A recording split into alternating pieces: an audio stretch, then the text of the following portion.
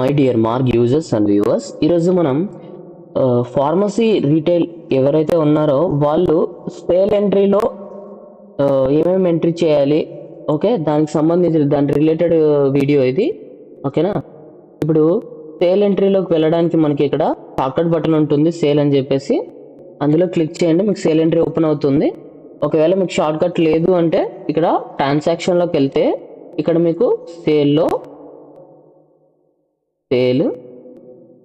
దాంట్లో బిల్ మీకు కావాలనుకుంటే ఆల్ట్ n ప్రెస్ చేసినా కూడా షార్ట్కట్కి సేల్ బిల్ అనేది ఓపెన్ అవుతుంది, ఓకేనా.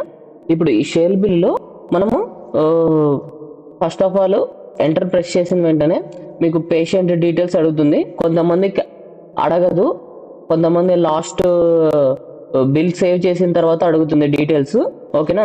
ఇప్పుడు నేను పేషెంట్ డీటెయిల్స్ ఎలా ఎంటర్ చేయాలి అది చూపిస్తాను. ఇది మీకు షెడ్యూల్ H కానీ H1 కానీ ఏమన్నా డ్రగ్స్ ఇస్తున్నారనుకోండి, ఇది మాత్రం ఇక్కడే కంపల్సరీ అడుగుతూనే ఉంటుంది. మీరు ఇది డీటెయిల్స్ ఇచ్చే వరకు ఇక్కడే ఉంటుంది, ఓకేనా. ఇప్పుడు ఇక్కడ ఫర్ సపోజ్ చూడండి, నేను నా నంబర్ ఎంట్రీ చేస్తున్నాను పేషెంట్ డీటెయిల్స్లోకి, ఓకే.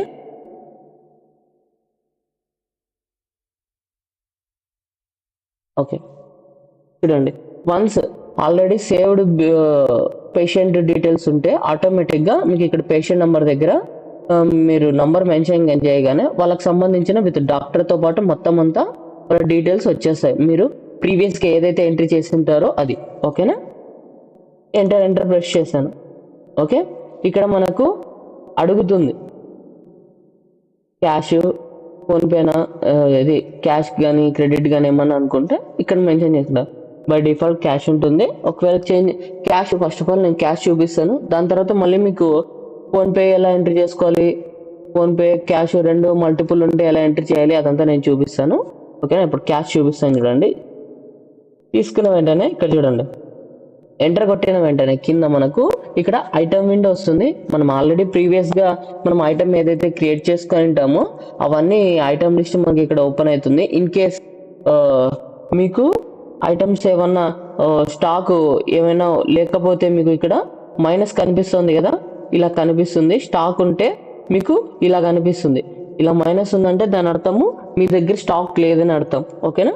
ఇలా మీకు నంబర్ స్టాక్ దగ్గర ఉన్నాయి కదా, ఈ నంబర్స్ ఉంటే ఇక్కడ మన స్టాక్ ఉన్నట్టు దాన్ని చూసుకొని ఎంటర్ చేస్తాం. ఫర్ సపోజ్ ఇప్పుడు నేను 1/18 mg తీసుకున్నాను ఐటమ్, ఇక్కడ ఎంటర్ కొట్టాను. ఎంటర్ కొట్టిన తర్వాత నాకు ఈ ఐటమ్లు 2 బ్యాచ్లు ఉన్నాయి. మీరు ఏ బ్యాచ్ అయితే ఇస్తున్నారో ఆ బ్యాచ్ సెలెక్ట్ చేసుకుంటాను, ఓకే. ఏదైతే బ్యాచ్ ఇవ్వాలో ఆ బ్యాచ్ సెలెక్ట్ చేసుకుంటాను, ఎంటర్ కొడతాను. ఎంటర్ కొట్టిన వెంటనే ఇక్కడ మనం ఎన్ని టాబ్లెట్లు ఇస్తున్నాము అనేది అడుగుతుంది, ఓకే. నేను ఇక్కడ ఇస్తున్నాను 10, ఓకే. ఎంటర్ ప్రెస్ చేశాను, ఓకే. ఇక్కడ చూడండి, ఇది 1/18 mg, ఇది టాబ్లెట్ కదా ఏదో అది, సరే టాబ్లెట్ లాగా నేను ఇక్కడ 10 ఇచ్చిన వెంటనే ఇక్కడ ఎంఆర్పి 34 రూపీస్ ఉంటే ఇక్కడ 3 రూపీస్ తీసుకుంది. ఎందుకంటే ఇది ఆటోమేటిక్గా ప్యాక్కి 100 వస్తాయి 100 వస్తాయి కాబట్టి అది కన్వర్షన్ లాగా తీసేసుకుంది. ఫస్ట్ సపోజ్ నేను ఇక్కడ 100 ఇచ్చాను అనుకోండి,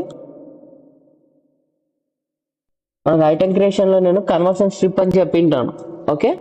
దానికి సంబంధించి చూడండి, కన్వర్షన్ 100 ఇచ్చాను కాబట్టి మీకు చూడండి 100 ఇవ్వగానే ఆటోమేటిక్గా స్ట్రిప్ కన్వర్ట్ అయిపోయి మనకి ఇక్కడ టోటల్ రేట్ అనేది వచ్చేసింది, ఓకే.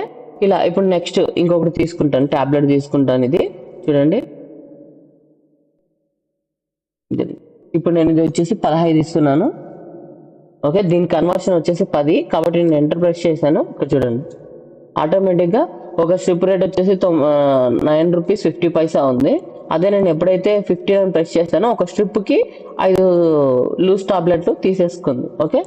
దాని తర్వాత ఎంటర్ ప్రెస్ చేశాను. ఇంకా మీకు కావాల్సినవి ఏమన్నా ఉన్నాయంటే అవన్నీ ఎంట్రీ చేస్తాను. ఇప్పుడు దీనికి కన్వర్షన్ అనేది ఈ ఐటమ్కి ఇక్కడ చూడండి, నేను ఎక్కడ చూస్తున్నా అంటే కింద మీకు కనిపెడుతుందా డీటెయిల్స్, ఈ డీటెయిల్స్లో ఇక్కడ కన్వర్షన్ అనేది ఉంటుంది, ఓకే.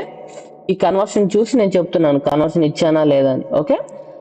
మీకు కావాల్సిన ఐటమ్ డీటెయిల్స్ అన్ని ఇక్కడ కింద ఉంటాయి, ఓకే. ట్యాక్స్ ఇచ్చామా లేదా అనేది చూసుకోవడానికి, ఓకే. ఎంటర్ ప్రెస్ చేశాను. చూడండి, ఇప్పుడు నేను జస్ట్ ఇక్కడ 2 రాస్తున్నా. చూడండి, ఇది ఇక్కడ ఉన్నటువంటి క్వాంటిటీతోనే మల్టిప్లై ఇక్కడ వచ్చేసింది, అర్థమైందా. అంటే కన్వర్షన్ ఇస్తే మనకు ఎప్పుడైతే ట్యాబ్లెట్ స్ట్రిప్ టోటల్ ఓవరాల్గా ఉంటుందో ఆ రేట్ నుంచి తీసేసుకుంటుంది.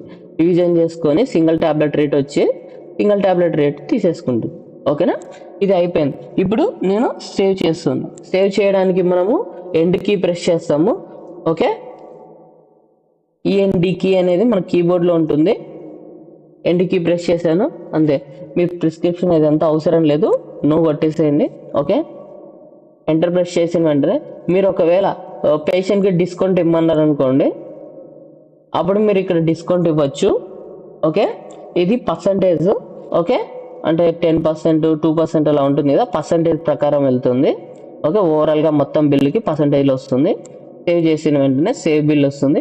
సేవ్ బిల్ కొట్టేస్తాం, అయిపోతుంది. మీరు ఇక్కడ ఎంటర్ కొడితే ప్రింట్ వస్తుంది. మీకు 2 నంబర్ కొట్టారంటే 2 ప్రింట్లు వస్తాయి. ఓకే, ఇంకా ఒకవేళ మీరు పీడిఎఫ్ చేసుకోవాలనుకుంటే ప్రెస్ చేయండి. ఇక్కడ మీకు పీడిఎఫ్ ఆప్షన్ ఉంటుంది, పీడిఎఫ్ తీసుకోండి. ఓకే, పీడిఎఫ్ తీసుకున్న వెంటనే మీకు ఇదిగోండి